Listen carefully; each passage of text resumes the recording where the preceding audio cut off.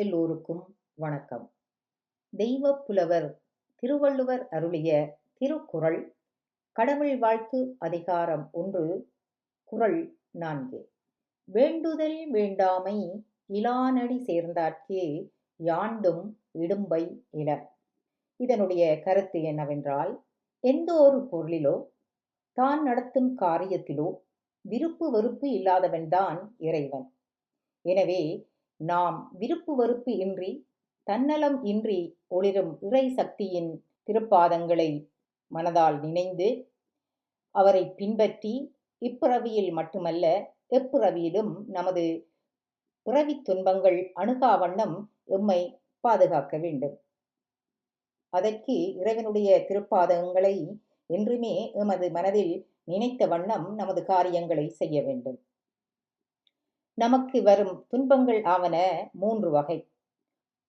ஒன்று, நமக்கு நாமே துன்பத்தை உண்டாக்குவது. அது எவ்வாறென்றால், நமது மனதில் ஏற்படுகின்ற நியாயமற்ற விருப்பங்களும் நமக்கு பிறர் மீது ஏற்படுகின்ற வெறுப்புகளும் மற்றும் நமக்கு நம் உடலிலேயே உருவாகின்ற உற்சாகமின்மையும் ஒரு சோர்வு தன்மையுமே நமக்கு வருகின்ற துன்பத்திற்கு காரணமாகும்.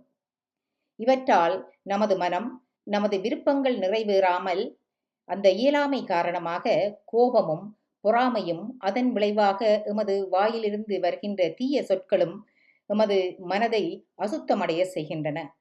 இவ்வாறு எங்களுடைய மனது அசுத்தமடைய நம்மை துன்பங்கள் பற்றி கொள்கின்றன.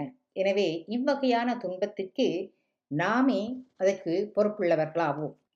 2வது வகையான துன்பம் என்னவென்றால், பிற உயிர்களால் எங்களை சூழ உள்ள பிற காரணிகளால் நமக்கு வருகின்ற துன்பங்கள். நாம் சரியாக நியாயப்படி வாழ்ந்தாலும் மற்றவர்களின் தீய நடவடிக்கைகளால் நமக்கு உருவாகின்ற துன்பம்தான் 2வது வகையான துன்பம். 3வது வகையான துன்பம் என்னவென்றால், இறை சக்தியினால் நமக்கு ஏற்படுகின்ற துன்பம். அதாவது இயற்கை அனர்த்தங்களாகிய வெள்ளப்பெருக்கு, சூறாவளி, சுனாமி, கடும் வறட்சி போன்றவற்றினால் நமக்கு ஏற்படுகின்ற துன்பம்.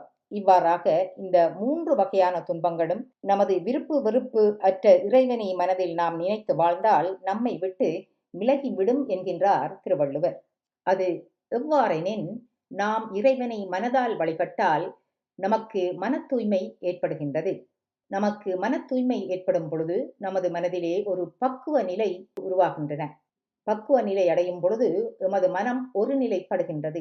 இவ்வாறு எங்களுடைய மனம் ஒருநிலைப்படும் பொழுது நமக்குள்ளேயே ஒரு ஆற்றல், வல்லமை, சக்தி என்பன பெருகுகின்றது. இதனால் நாம் செய்யும் செயல்கள் அனைத்தும் விருப்பு வெறுப்பற்ற செயல்களாக கடமையே முக்கியமாக கொண்டு வெற்றிகரமாக நடத்தி முடிக்க வேண்டும் என்கின்ற அந்த நல்ல நோக்கத்தோடு தொழிலை நாங்கள் செய்யும் பொழுது நாம் செய்கின்ற தொழில் புனிதமான தூய்மையான செயல்களாக மாறுகின்றது. இவ்வாறு நாம் செய்யும் விருப்பு வெறுப்பற்ற செயல்களால் இறுதியில் நமக்கு வெற்றியும் மகிழ்ச்சியுமே கிடைக்கும். எனவே நாம் விருப்பு வெறுப்பற்ற இறைவனின் திருப்பாதங்களை மனதில் நினைந்து அவன் வழி பின்பற்றி மகிழ்ச்சியாக நீண்ட காலம் வாழ்வோமாக. ஓம் சக்தி சிவாய நமக.